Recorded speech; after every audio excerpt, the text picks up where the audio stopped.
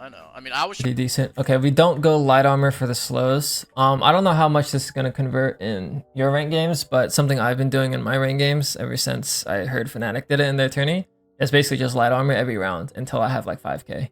So even on rounds where I have like $3,000 and I could get full util and a gun and have 3,000 left in the bank, I still buy light armor because that Wow. Okay. the $600 that you save like really builds up. But the concept here is even more important. If you are missing utility, you definitely trade your armor for util. And this probably applies to every single agent in the game. Probably even more so to Sage because those slows are really big. Right, all you really have in your kit is a wall. Does the light armor versus the full armor change anything in terms of like headshots, or is it just literally just damage across the board? So if they have a phantom, you will get one bulleted in the face from farther distances, and also with the sheriff, if it's really far distances, it does 145. So if you have 140, you will die. But the amount that punishes you is a minimal trade-off, in my opinion. There are certain maps where you could probably be like, oh, full armor is good just because of how much you die to planting the bomb. Like if you think Icebox, if you think Pearl B site, like that extra 25 health might get you alive through utility usage.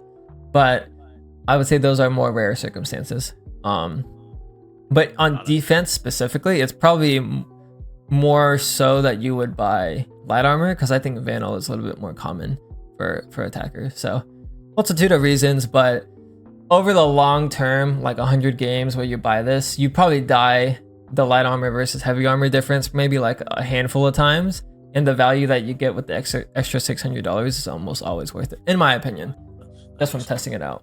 But yeah, double slow here is probably the best thing in your kit. I know Sage Wall is very important on your kit, but I personally think when I play Sage, it's more valuable to have slows. So if you had light armor and no money to buy, like it was either or, wall or slow, I would probably buy slows. Okay, so mid wall here. Do we do that just based on audio? Yeah, I think like I think I heard that there would be garage, so I assumed like, hey, you're gonna push into B, so let's just wall mid and then focus on mini B pushes. Okay. On site. Wow, this guy just insta died. Jesus. Crosshair placement looks good. Yeah, I'm clicking right. Nope. I'm actually pretty happy about this round. I will say I see where you mean the movement could use some work, but let's go back to the start here. So I think the mid wall is fine. We drop here, we drop hell. He's planning, we're holding right side. I think this is pretty standard. My question for you here is, why don't we break the wall? And there's no right or wrong answer here. I'm just curious on your decision making. Yeah, I mean, I think it was just gonna take too long, and I wanted to watch the right side in case they tried to get like towards hell and kind of control the entire side, as opposed to just pushing back into garage. Okay. I mean, in retrospect, like I didn't know where they were planning, like if they were planning for garage or if they were planning like on the box itself. Right. Mm-hmm. So I think like in that sense, I probably should have broken the wall, but once again, I think I was just waiting for them to push the entire site. Okay.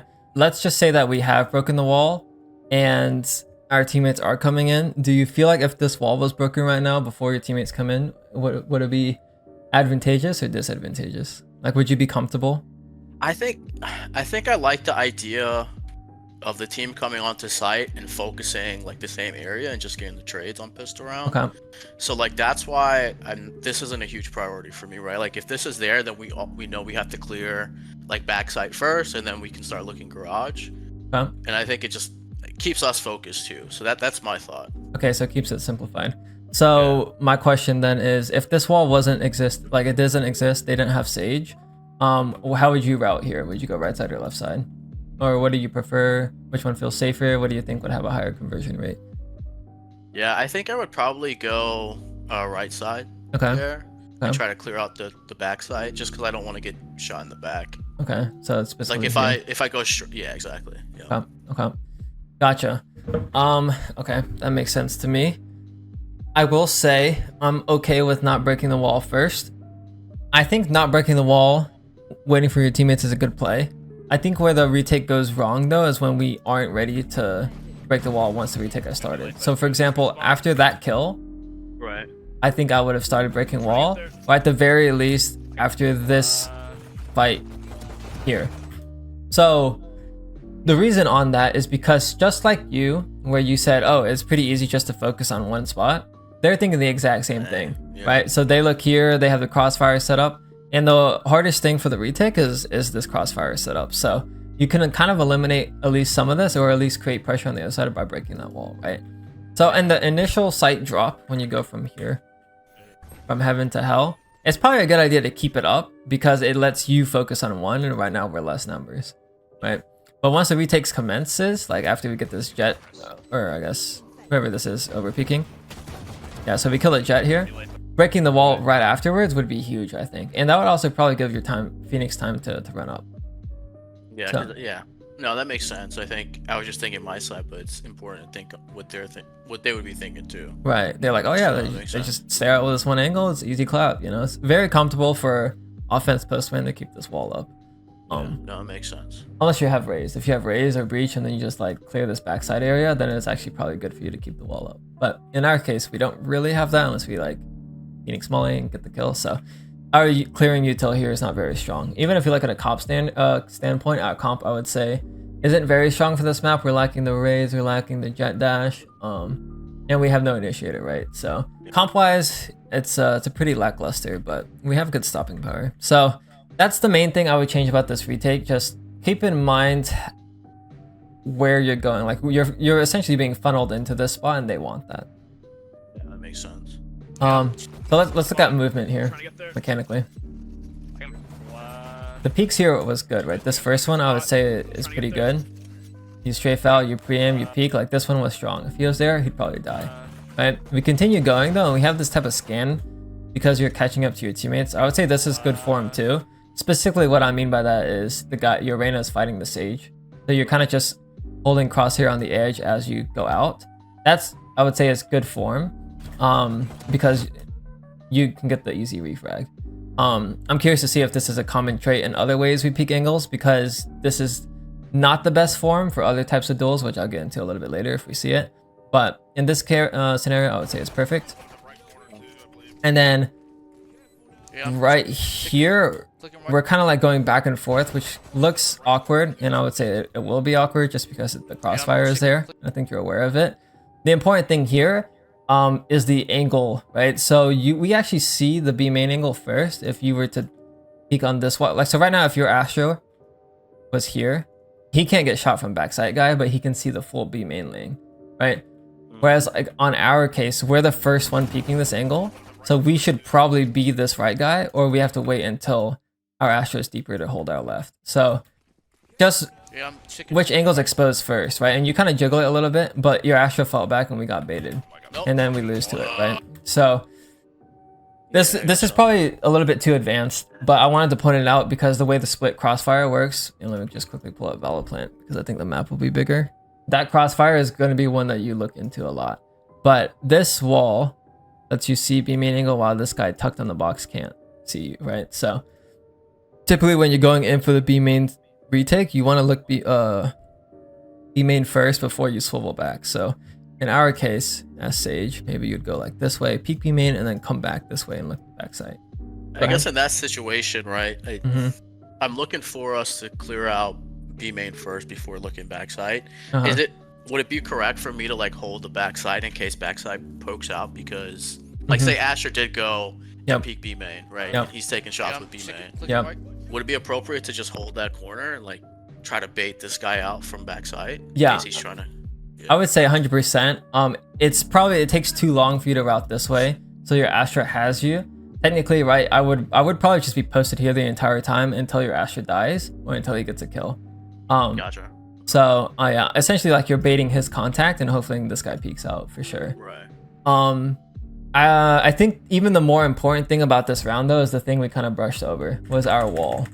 Right, if you had wall, before we move on, if you had wall in this situation, this retake and this defuse would probably be super easy, right?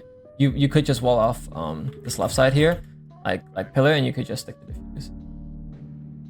This concept is very true for pistol rounds specifically, but it's almost always a good idea to keep your wall for defuse on pistol round.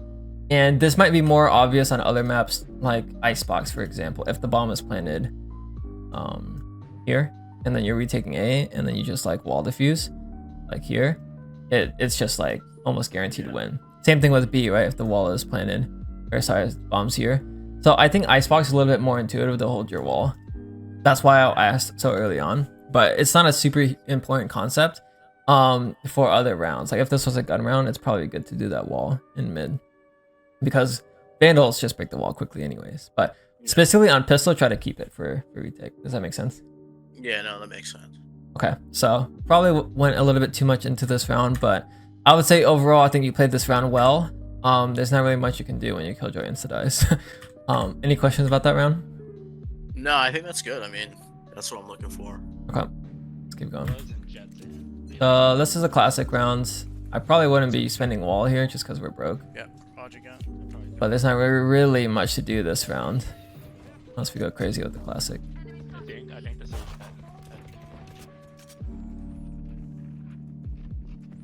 They're gonna wall. There's I the can wall. wall on top. I can wall on top here. This is a big oof. Oh man, here it goes. Oh, it breaks. I don't actually know the stage mechanic. I don't play stage enough that this happens. Maybe it's because we're like pushing ourselves into the wall. That's unlucky. That was a good play, actually. I like that.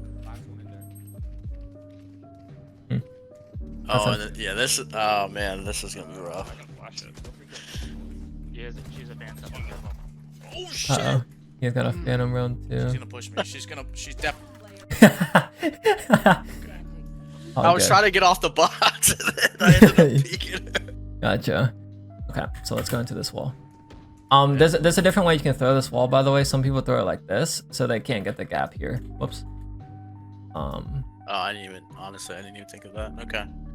There's another way you could do it too. Is the way you're doing it, and you're leaving the gap intentionally for this guy to play behind. So if you wall like this, it is good because you could play behind this wall, and he could play behind this wall too. So it depends on what you want to do. I will say if you have like lower by, like you have a judge or something, giving yourself the wall option like this to play the corner here and here can be very good. Yeah, that makes sense. Otherwise, like a normal standard rounds, it's probably the slant, because you don't want them to walk up here and take that fight.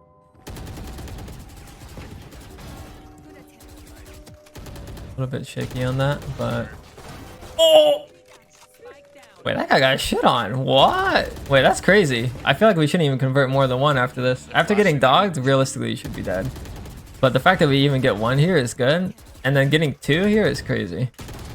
Jesus Christ. You left clicked, fell down, and hit that guy. Mid-air, left click, headshot. Jesus Christ. That... wow, that's crazy. Okay, so in this round... I'm gonna bait you. Wow, we res this guy? 5v2? 4v2? I probably wouldn't actually res that guy. Oh! Yeah, this clear on the right is very good. You stop shallow of the wall. This was good. I will say you shoot a little bit too early. Like you actually killed this guy with blue bars, I think. Yeah. Yeah, full blue bars. So my timing on my peaks is like I shoot too early. Like that is a thing I need to work on. Like I just need to take like just a couple milliseconds more before I take the shot. Yeah, it's a hard skill, but honestly with the Phantom, I'd rather you shoot early than late. So you know, chances are you kill him with blue bars with Phantom. With Vandal, probably not. Like if this was a Vandal like that, I don't think that would work. But works with Phantom. I'm really glad I could. Probably would save res there though, but I guess I should explain why. If you're up 2 numbers, like 2 is kind of like the number you're looking for. So if you're up 5v3, you probably don't need, well, I guess you can't even res. But if you're up 5v3, big advantage. 4v2, big advantage. 3v1, big advantage. So up 2 numbers, typically you don't need to invest more than you should. Even like across other agents. So let's say you're playing Breach 5v3, you probably don't need to ult, right? But yeah, that's the key number to look for. If you're up 2, it's a huge advantage. It's like, what do you have any tips around like, you know, should I ult now versus, you know, saving it and potentially not getting another ult this in the... Oh, gotcha. You get what I'm saying? Like, yeah.